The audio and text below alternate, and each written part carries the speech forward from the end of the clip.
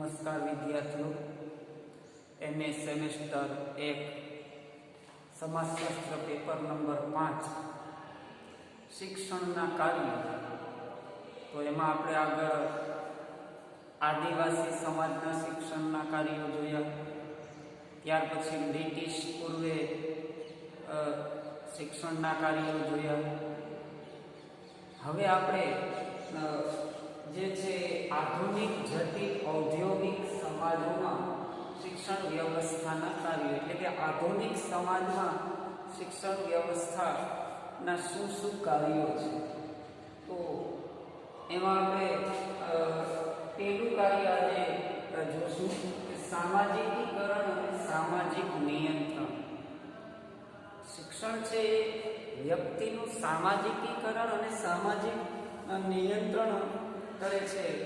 વ્યક્તિને મૂલ્ય ઘડતર, રિવાજો, પરંપરાઓ, સંસ્કૃતિ, આ દરેક બાબતનું વ્યક્તિમાં એક ઘડતર કરવાનું મહત્વનું કાર્ય કરે.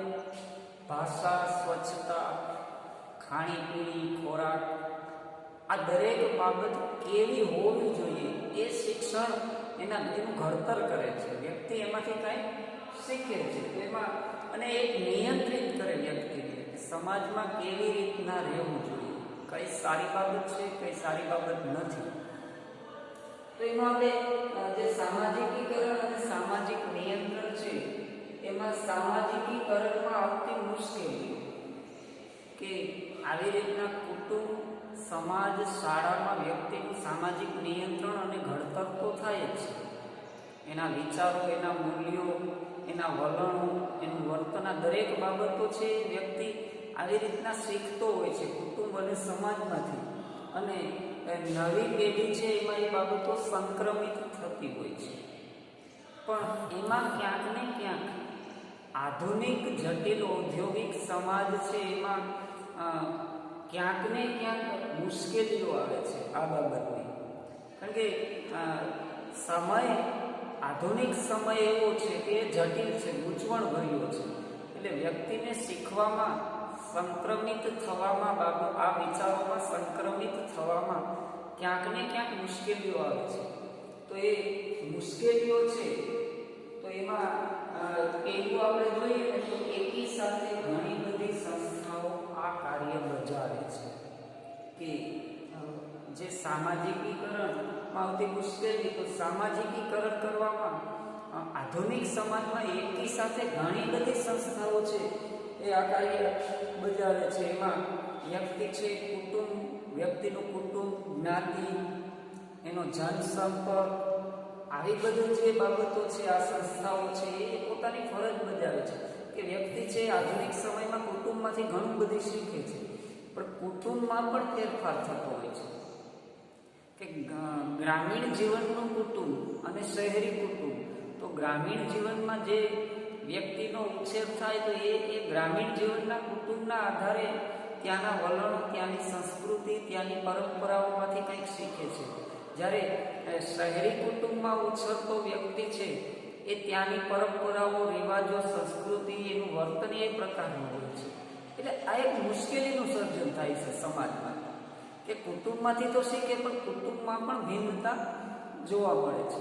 ત્યાર પછી જ્ઞાતિમાં પણ આપણે જોઈ શકીએ કે વ્યક્તિ છે જ્ઞાતિ પરંપરાઓને અનુસરતો હોય છે. તો જે જ્ઞાતિ પરંપરા છે, તો ભારતમાં જે સમાજ છે એમાં અલગ અલગ જ્ઞાતિઓ છે, અલગ અલગ સમુદાયો છે. તો દરેકના રિવાજો અને પરંપરાઓ છે એ અલગ અલગ હોય છે. તો વ્યક્તિ એમાંથી પણ શીખે છે. તો એ અલગ અલગ જ્ઞાતિના વ્યક્તિઓ છે એ અલગ અલગ વિચારોથી સંક્રમિત થતા હોય છે, અલગ અલગ વિચારો અપનાવતા હોય છે. તો ત્યાં પણ એ બાબત છે મુશ્કેલરૂપ થાય છે કે એનો જે સાંસ્કૃતિક વારસો છે, તો એ દરેક જ્ઞાતિનો સાંસ્કૃતિક વારસો છે એ અલગ અલગ હોય છે. તો એ વારસો છે એ વ્યક્તિના જીવનમાં કેવો ભાગ ભજવશે અને એ કેવી રીતના એના ઉપર અસર થશે એ નક્કી ન થઈ શકે. તો એ વ્યક્તિની મુશ્કેલીમાં વધારો કરી દે છે. કે કુટુંબમાંથી જે બાબત શીખી હોય સમાજમાં પણ અલગ હોય, ગ્રામીણ સમાજની બાબતો અલગ હોય, શહેરી સમાજની બાબતો અલગ હોય. તો આ આધુનિક સમાજમાં વ્યક્તિ ઘણી બધી જગ્યાએથી ઘણું બધું શીખતો હોય છે. ફક્ત એક જ જગ્યાએથી નથી શીખતો.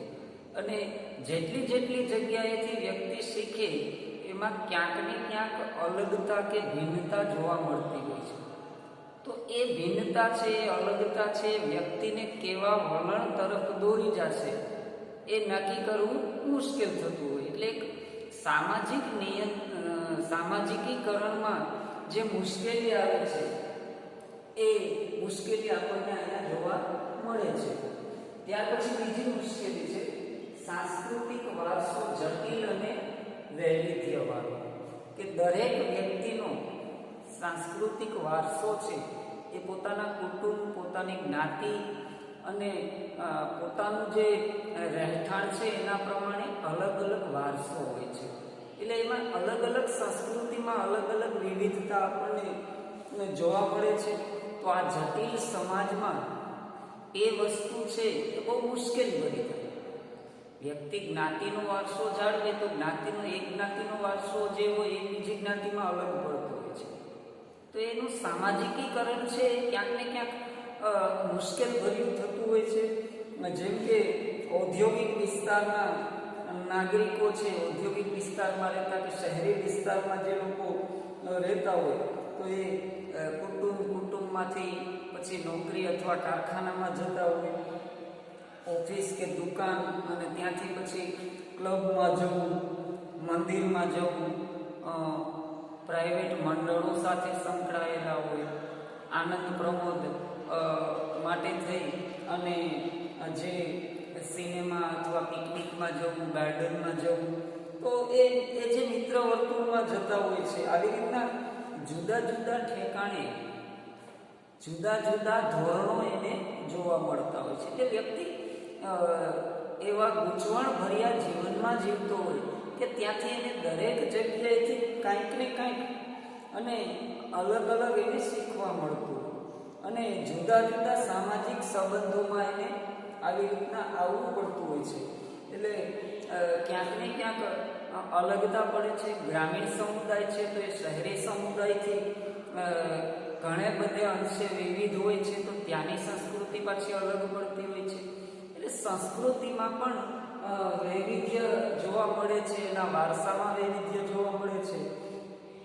ઘણીવાર વ્યક્તિ છે એ આવી રીતના પોતાની ભૂમિકા ભજવણીમાં નિષ્ફળ જતો હોય છે, અથવા ઘર્ષણ થતું હોય, સંબંધોમાં વિરુદ્ધ જવું પડતું હોય છે. કે જે કારખાનું છે તો કારખાનામાં કામદાર અને સંચાલકોની અપેક્ષાએ કેટલીક બાબતમાં એકબીજાથી વિરોધ જોવા મળતો હોય છે. તો એ બાબત પણ આપણને જોવા મળે છે. બીજું ઉદાહરણ લઈએ તો ભણેલા પતિની ભૂમિકા છે એ અને ભણેલી પત્ની, આ બંનેની ભૂમિકામાં પણ વિવિધતા જોવા મળે.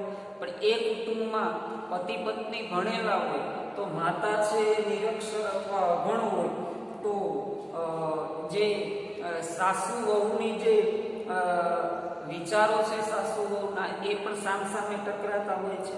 તો આ બાબત છે, વારસો છે, સાંસ્કૃતિક વારસો, કે એક છે ભણેલ છે, સાક્ષર છે, બીજું છે નિરક્ષર છે, તો બંનેના વિચારો, બંનેનો અહમ ક્યાંક ને ક્યાંક ટકરાતો જોવા મળે છે. એટલે જે સાંસ્કૃતિક વારસો છે જટિલ છે. વ્યક્તિ ક્યાંથી કેટલું શીખશે અને આવનારી પેઢીને કેટલું આપશે, એક કાયમી માટે પ્રશ્ન જોવા આપણને મળતો હોય છે. અને જુદા જુદા સ્થાને વ્યક્તિ છે એ પોતાની અપેક્ષા સાથે પોતાના વર્તન અથવા પોતાની જે રીત છે એમાં ફેરફાર કરતો હોય છે. અને દરેક જગ્યાએ આ ફેરફાર થાય એટલે એના કૌશલ્યોમાં પણ ફેરફાર થતો હોય. તો એ સાંસ્કૃતિક વારસો છે એ વૈવિધ્યતાવાળો હોવાથી જે સામાજિકીકરણમાં વ્યક્તિને મુશ્કેલી આવતી હોય છે. ત્યાર પછીની ત્રીજી મુશ્કેલી છે કઈ સાંસ્કૃતિક ઢબોનું સંક્રમણ કરવું તેની દ્વિધા. કે આગળ આપણે જોયું કે સાંસ્કૃતિક વારસો જે છે એ વૈવિધ્યતાવાળો છે. તો અલગ અલગ રીતો અને ઢબો જે આવેલી છે તો એમાં કોનું સંક્રમણ કરવું, કઈ રીત છે સારી ગણવી, કઈ રીત છે, કઈ ઢબ છે, કઈ પરંપરા છે આવનારી પેઢીને આપવી, એ એક દ્વિધા ભરેલું અથવા મુશ્કેલ ભરેલું કાર્ય આપણને જોવા મળે છે. કે દાખલા તરીકે ધર્મની બાબતમાં જોઈએ તો એક બાજુ ધર્મમાં અલગ અલગ સંપ્રદાયો આવેલા છે. તો એ એક સાંપ્રદાયિકતા છે. જ્યારે શીખવવામાં આવે છે કે વ્યક્તિએ બિન સાંપ્રદાયિક હોવું જોઈએ, સમાજ બિન સાંપ્રદાયિક હોવું જોઈએ, ત્યારે સમાજમાં અલગ અલગ સંપ્રદાયો આપણને જોવા મળે છે. આવી જ રીતના અર્થવ્યવસ્થામાં માલિક અને મૂડી એ પણ આપણે જોઈ શકીએ. કારીગરને તેનો શ્રમ છે એ મહત્વનો છે કે માલિકની મૂડી મહત્વની છે. તો એ કોનું સંક્રમણ કરવું? માલિક છે પોતાના નફાને ધ્યાનમાં રાખી અને કારીગર પાસે કામ કરાવતો હોય તો કારીગરનો શ્રમ પણ મહત્વનો છે. એટલે કોનું સંક્રમણ કરવું એ પણ એક પ્રશ્ન ઉદ્ભવતો હોય. મૂલ્યનિષ્ઠ, સિદ્ધાંતનિષ્ઠ અને લોકશાહી રાજકારણ આ બધી નવી પેઢીને શીખવાડવાનું શું શીખવાડે કે ભાઈ લોકશાહી શાસન વ્યવસ્થા હોવી જોઈએ, સિદ્ધાંતવાદી જીવન હોવું જોઈએ. તો એની સામે આપણને સમાજમાં એક બાબત એવી પણ જોવા મળે છે કે ટોળાશાહી જોવા મળે છે, સિદ્ધાંતો છે કે જોવા મળતા નથી. પાઠ્યપુસ્તકમાં જે પઠન કરાવવામાં આવે છે કે રામ વનવાસના પાઠનું પઠન કેવી રીતના કરવું, અહીં ઉદાહરણ આપવામાં આવેલું છે કે રામ વનવાસ ગયા તો એ પાઠને કેવી રીતના સમજવું. રામાયણમાં એક મહત્વની વાત છે કે માતા પિતાની આજ્ઞાથી રામ છે એ વનમાં જાય છે. પણ ખરેખર આધુનિક સમયમાં ક્યાંક ને ક્યાંક અમુક બાબતો એવી બનતી હોય કે ઘણી જગ્યાએ માતા પિતા છે એ પણ ખોટા હોય. તો રામ વનવાસ જે માતા પિતાની આજ્ઞાનું પાલન કરવું એ બાબત શીખવાડવામાં આવે. પણ એની સામે આધુનિક સમયમાં ઘણી બધી જગ્યાએ એવું થતું હોય કે માતા પિતા છે ખોટી આજ્ઞાઓનું પાલન કરાવતા હોય છે. તો આમાં કઈ બાબત છે એ આપણે સત્ય માનવી અને શું શીખવાડવું. તો આ એક છે એ કઈ સાંસ્કૃતિક ઢબોનું આવી રીતના સંક્રમણ કરવું કે ધર્મ શીખવાડવું, પરંપરાઓ શીખવાડવી, પણ આધુનિક સમયમાં બિનસાંપ્રદાયિકતા મહત્વની છે. તો ધર્મ કઈ રીતના શીખવાડવું, એટલે એ પણ એક મહત્વની મુશ્કેલી છે આપણને જોવા મળે છે. ત્યાર પછી છે સાંસ્કૃતિક ઢબો બદલાતી રહેવાથી સર્જાતી મુશ્કેલીઓ કે સમય પ્રમાણે જે સંસ્કૃતિની રીતિ રિવાજો છે ક્યાંક ને ક્યાંક બદલાતા હોય છે. તો એનાથી પણ કંઈક ને કંઈક મુશ્કેલીઓ છે ઊભી થતી હોય છે. જેમ કે આદિવાસી સમાજ છે તો એ સ્થિર સમાજ છે, તો ત્યાં જે સામાજિકીકરણ છે વ્યવસ્થિત થાય છે. જ્યારે આધુનિક સમાજ છે એ ગત્યાત્મક સમાજ છે, સતત ગતિ કરતો સમાજ છે. કંઈક ને કંઈક નવું પરિવર્તન રોજના માટે આવે છે. તો એમાં કયું પરિવર્તન સ્વીકારવું, એ કઈ રીત સ્વીકારવી, એમાં પણ મુશ્કેલી સર્જાતી હોય છે. ગઈકાલની સંસ્કૃતિ જે છે અને ગઈકાલની જે ઢબ હોય એ બની શકે કે આજે ખોટી પડતી હોય આધુનિક સમયમાં, એવું પણ બનતું હોય. આજની છે એ આવતીકાલે ખોટી પડે, આવું પણ બનતું હોય છે. અને જૂનું છે એ ક્યારેક સાચું પણ પડતું હોય. તો આવી રીતના સાંસ્કૃતિક ઢબો છે કાયમી માટે વ્યક્તિની બદલાતી રહેતી હોય. તો સામાજિકીકરણમાં એ પણ એક મુશ્કેલી છે એ આવી શકે છે. ત્યાર પછી અંતિમ મુશ્કેલી છે શાળા અને શિક્ષણોની મર્યાદિત શક્તિથી સર્જાતી મુશ્કેલીઓ. કે આપણે આગળ જોયું કે નાના કૃષિ આદિવાસી સમાજોમાં વ્યક્તિનું સામાજિકીકરણ, એની ભૂમિકા, એની સાંસ્કૃતિક ઢબો, એના કુટુંબથી થતું હોય, પણ આધુનિક સમાજમાં જે છે એ કુટુંબ અને શાળા અને સમુદાય દ્વારા વ્યક્તિનું સામાજિકીકરણ આપણને જોવા મળે છે. પણ ઘણીવાર એવું બનતું હોય કે શિક્ષકોને પૂરતી જાણકારી ન હોય તો એનું સામાજિકીકરણ બાળકો એ પ્રમાણે થતું હોય છે. બાળક છે એ પૂરતું સમજી ન શકે, શિક્ષક સમજાવે તો પણ સામાજિકીકરણ છે એમાં ક્યાંક ને ક્યાંક પ્રશ્ન ઉદ્ભવતો હોય. અલગ અલગ સમુદાય અને અલગ અલગ સંસ્કૃતિનો ને સમજવી હોય તો શિક્ષક અને વિદ્યાર્થીએ ત્યાં અલગ અલગ મુલાકાત લેવી પડતી હોય એ સમુદાય અને સંસ્કૃતિની. તો એ વસ્તુ છે એ શક્ય નથી. આટલો સમય શિક્ષણ કાર્યમાં હોતો નથી, જેથી કરીને એ જે સમજવાનું છે કે એની જે શક્તિ છે એ મર્યાદિત થતી જાય છે. અન્ય રાજ્યોમાં રહેતા સમુદાયની કે સમાજની સાંસ્કૃતિક પરંપરાઓ, રિવાજો સમજવા હોય તો એના માટે થઈને અન્ય રાજ્યોમાં ક્યાંયની મુલાકાત લેવી પડતી હોય. તો એ મુલાકાત છે એ અન્ય રાજ્યોની સંસ્કૃતિને સમજવા માટે ત્યાંનો પ્રવાસ કરવો પડતો હોય. તો બની શકે કે એ સમય અને શક્તિનો અભાવ હોય વિદ્યાર્થી અને શિક્ષક પાસે. ભાષાકીય ભિન્નતા છે એ સમજવી હોય તો અન્ય ભાષા જૂથોમાં જવું પડે. તો એ જવા માટે થઈને શિક્ષકો પાસે કે શાળા પાસે એટલો સમય નથી હોતો, અને આવી રીતના એ જે વારસો છે એ ન જાણી શકે, ભાષા છે એ ન જાણી શકે. તો આ બધી આપણે જોઈએ કે સામાજિકીકરણમાં આવતી મુશ્કેલીઓ છે કે શિક્ષણ વ્યવસ્થાના કાર્યો, આધુનિક જટિલ સમાજમાં શિક્ષણ વ્યવસ્થાના કાર્યમાં આપણે પેલું કાર્ય જોતા હતા, સામાજિકીકરણ અને સામાજિક નિયંત્રણ. એ પેલું કાર્ય શિક્ષણનું છે. પણ એ સામાજિકીકરણ તો કરે છે શિક્ષણ, પણ એમાં ક્યાંક ને ક્યાંક મુશ્કેલીઓ આવે છે. આટલી મુશ્કેલીઓ છે એ સામાજિકીકરણ કરવામાં આવે છે.